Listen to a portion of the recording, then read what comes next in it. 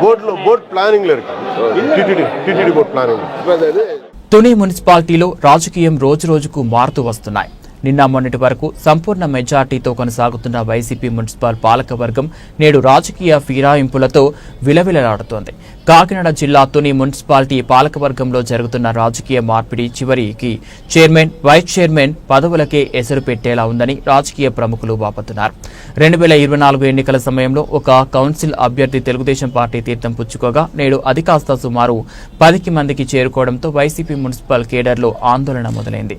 మున్సిపాలిటీలో ఖాళీ అయిన వైస్ చైర్మన్ రెండవ పదవి కోసం ఎలక్షన్ నోటిఫికేషన్ విడుదలతో మొదలైన రాజకీయ రచ్చ నేడు చైర్మన్ పదవిని కూడా తెలుగుదేశం పార్టీ కైవసం చేసుకుంటుందనే ఊహాగానాలు వినిపిస్తున్నాయి.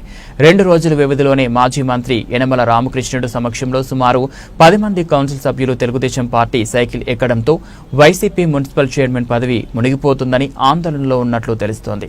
ఏది ఏమైనా సోమవారం జరగబోయే మున్సిపల్ ఎన్నికలపై పార్టీలు బలబలాలు తేలాలని ఉన్నాయని పలువురు రాజకీయ విశ్లేషకులు చెబుతున్నారు.